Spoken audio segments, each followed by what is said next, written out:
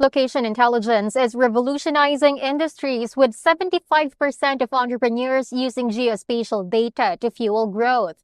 But how is this shaping Asia's QSR market? Joining us to discuss its impact and share examples is Tim Shaw from GapMaps. Tim, so what changes have you observed in location intelligence for the region's QSR industry? Yes, well, the changes have been quite remarkable and quite rapid. I'm sure many of us can remember when market planning was really about a large wall map and some coloured stickers and marker pens. And in a relatively short period of time, we've now transitioned to a fully integrated, fully digitised and fully data-led market planning process. So that means clear strategy, clear objectives, clear purposes for investment and expected returns, and far more precise location decision-making. And so over time and with great speed, we're seeing this rapid shift in our client base and through the QSR sector more broadly from very traditional location decision-making to far more data-led and informed decision-making. And indeed, if I reflect on my 25 or 30 years involvement in the QSR sector, and more broadly the retail sector, 25 years ago, investment in location intelligence and market planning was certainly available, but the costs were very high for organisations, and their data quality was relatively poor.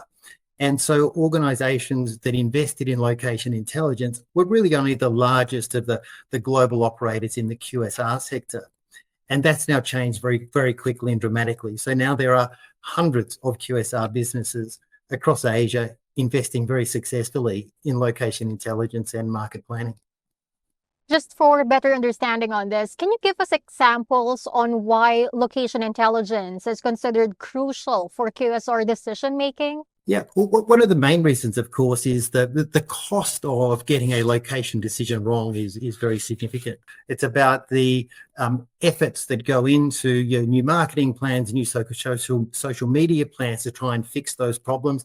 And then ultimately, when the decision is made to exit the location, it's the asset cost, it's the lease write-off that contributes to that overall cost. So that's a significant factor.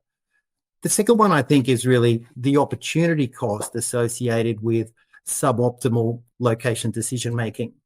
And if we think about the relationship between store revenue and store profitability, that relationship is not a linear one, really meaning that as store revenues increase by, say, 20%, you would expect in most cases store profitability to grow by significantly more than 20%.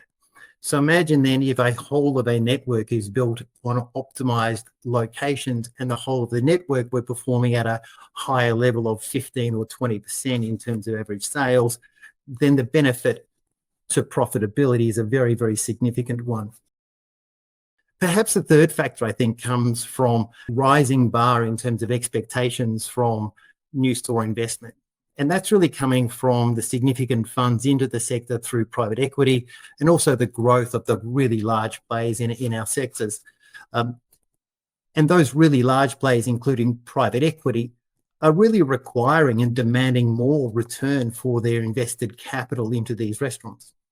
And so those businesses, particularly those private equity and large businesses, are introducing very well-informed market planning and location intelligence processes to ensure that they are putting stores in the right places, to ensure that they are capturing all of the available profit and all of the available revenue from those locations. And I think as the industry as a whole sees what's possible through those biggest and most sort of data-informed businesses, it starts to trickle down into the mainstream through the QSR sector. And certainly that's what we're seeing today with many hundreds of businesses using location intelligence services. It seems that we have a lot to consider given these factors. But zooming in specifically on using location intelligence for growth, what should QSR brands consider? Yeah, there's a number of factors to consider. And I think I'd start by saying that businesses who might have explored location intelligence 2 or 3 years ago shouldn't make the mistake of thinking that the decision they made some time ago is still the best decision to make for their business today and for the short to medium term looking forwards. The reality is that location intelligence data is better than it ever has been. And that means the data is more accurate. There's no doubting the fact that data is so much better today than it has been in days not so far behind us. I think secondly is the second reason why the investment is so powerful today relates to ease of use.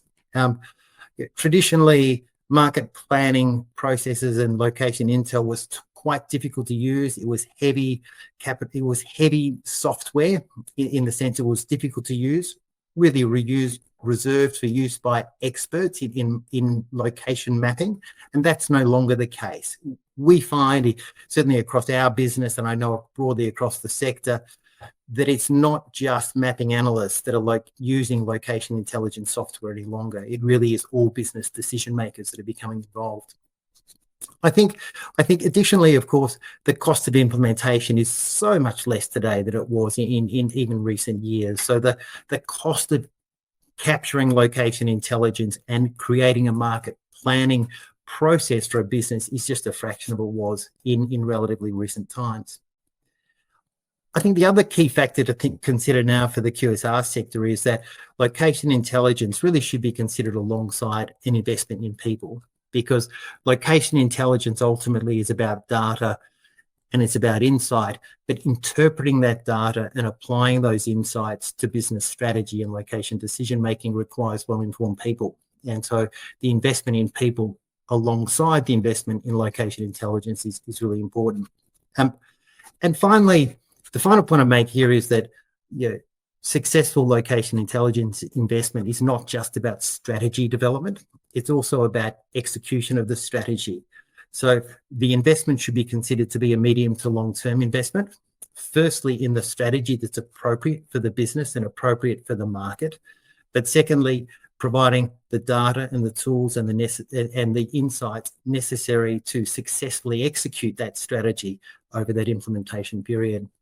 Thank you so much for joining us today, Tim. Thank you very much. It's been great to have this opportunity to talk to you. Once again, that was Tim Shaw, Director for Market Planning at GapMaps. For more news, visit QSR Media Asia.